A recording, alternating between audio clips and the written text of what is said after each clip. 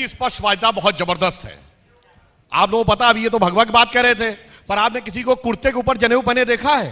वो फोटो देखी होगी, स्पष्टवादिता, जबरदस्त स्पष्टवादिता है। आप तो बोले समझ के समझ को समझो, पर मैं किस समझ को समझूं? होम मिनिस्टर की समझ को समझूं कि कानून मंत्री की समझ को समझूं कि प्याज नहीं खाने वाली वित्त मंत्री की समझ को समझूं कि लेबर मिनिस्टर की समझ को समझूं कि प्रधानमंत्री की समझ को समझूं कि बीजेपी के एमपीज की समझ को समझूं कि आपकी समझ को समझूं? किस समझ को मैं समझूं? त्रिवेदी, किसी की समझ को मत समझिए, बहन प्रियंका की समझ को समझिए, जो उपद्रवियों के घर पे जाके आंसू बहा रही, और जोधपुर में 109 बच्चे मर गए मगर वहां पर जाने का मौका नहीं है। इसको देखकर मेरे मन में एक स्वरचित पंक्ति आई, सर शर्म से झुक गया दिया कबीरा रोए, बहन प्रियंका आप सा और नहीं है कोई, और नहीं है कोई करे जो आपकी समता, उपद्रवियों के घर पर करुणा, जोधपुर के बच्चों के लिए नहीं है ममता। बेदर्दी मेरे बालम की हर बात निराली है, बातें हैं मोहब्बत की दिल प्यार से खाली।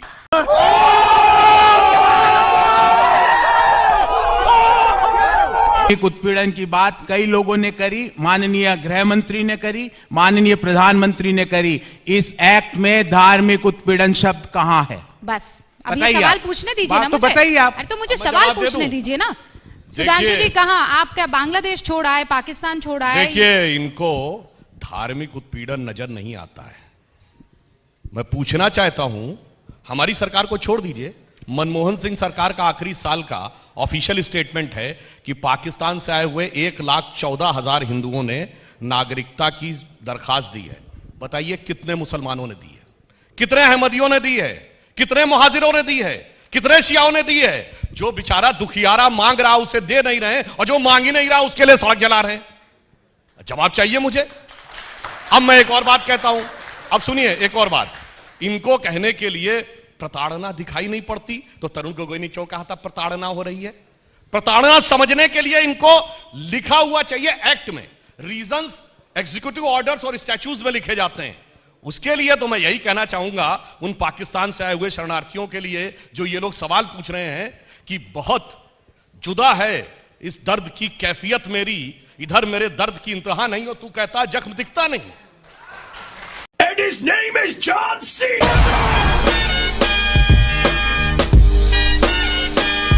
मैंने 200 बार इस एक्ट को पढ़ा है, प्रोफेसर कहीं पे भी धार्मिक उत्पीड़न शब्द का प्रयोग नहीं किया। ओके, और आके झूठ बोल जाता हूं। सुधांशु जी करता हूं, इस मंच से चैलेंज करता हूं 2 जनवरी के दिन कि होम मिनिस्टर और आप जो धार्मिक उत्पीड़न की बात करते हो वो कहां लिखा हुआ है? रूल्स एंड ऑर्डिनेंस में होता है, नियम और परिनियमों में होता है। यही समस्या है। राहुल गांधी को नजर आता है मैं टैक्स लग रहा भाई, इनको समझ में आता है एक्ट में नहीं लिख रहा है।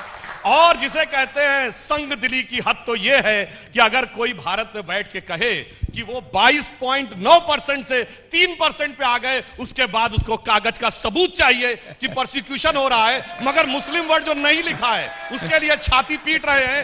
जिनको सुनिए, जिनको क्यों चाहिए? जिसको जाकिर में शांति का मसीहा दिखता है, जिसको इशरत में बेटी दिखती है, जिसको हाफिज में साहब दिखता है, जिसको अफजल में हारात का मारा दिखता है, जिसको याकूब मेनन में जुडिशियल किलिंग दिखती है, जिसको भारत तेरे टुकड़े टुकड़े होने वालों में भटके नौजवान दिखते हैं, उसी को इसमें नहीं दिख रहा है prosecution.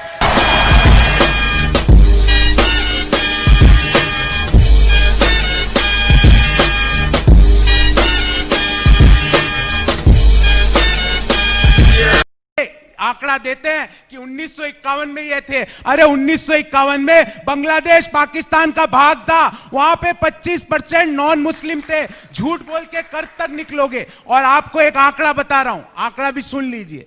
In 2010 as per the 1998 census of Pakistan, सुन लीजिए, 1.85% Hindus which had increase to 2.35% as per 2010 census. ये है नया सेंसस ये। और इनके होम मिनिस्टर झूठ पे झूठ बोल जाते हैं। महान व्यक्तित्व को देखिए जो ये सिद्ध करने के प्रयास में लगे हैं कि पाकिस्तान में हिंदू बढ़िया है, खुशहाल है।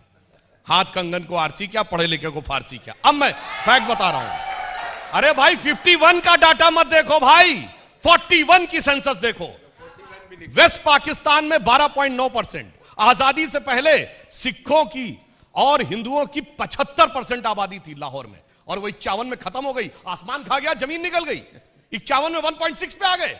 अरे 13% की आबादी 10 साल में 1.6% पे आ गई, और उसके बाद आपको शर्म नहीं आ रही है कहने में कि उनका प्रोसिक्यूशन हुआ।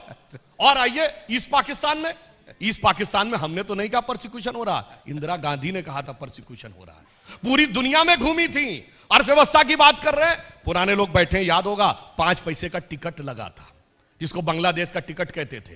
कोई भी टिकट खरीदोगा 5 पैसा बांग्लादेश के शरणार्थियों के लिए। यह है कि बाबा साहब अंबेडकर से इनकी नफरत तो मुझे पता थी, पर उनके बनाए गए संविधान से इतनी नफरत, और संविधान की प्रस्तावना से नफरत, आर्टिकल 5, आर्टिकल 10, आर्टिकल 14, आर्टिकल 15 से नफरत, राइट टू ऑफ इक्वलिटी से नफरत। क्यों इतनी नफरत करते हो दलितों से? क्यों इतनी नफरत करते हो बाबा साहब अंबेडकर से? और गलत आंकड़े देके यहां से निकल रहे हो क्या?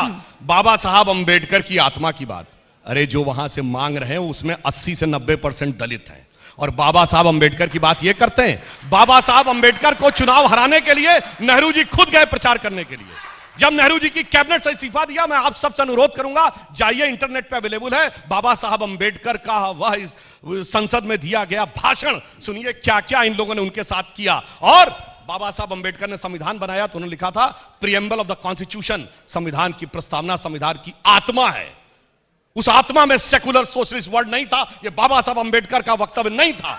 मगर 1976 में संविधान की आत्मा को कुचलकर, सारे विपक्ष को जेल में डालकर, देश में आपातकाल लगाकर सोशलिस्ट सेकुलर वर्ड जोड़ा।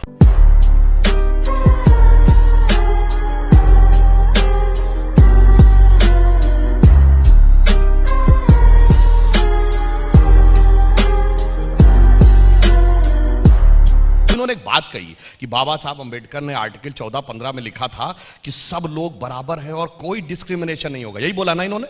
आप बताइए, ये 1986 में सर्वोच्च न्यायालय का निर्णय शरिया के पक्ष में पलटने का काम शाहबानो केस में किया। बोलिए, राजीव गांधी जो थे उन्होंने डॉक्टर अंबेडकर की हत्या की, सिद्धांतों की। अब सुनिए, 1970 में मुस्लिम पर्सनल लॉ बोर्ड किसने बनवाया? क्या अलग नियम होगा? इंदिरा गांधी ने। ठीक है, तो उसमें तो होना चाहिए। और आपको पता है इस देश में सरकार के बाद सबसे ज्यादा जमीन किसके पास है? वक्फ बोर्ड के पास, मंदिर मठों के पास नहीं है।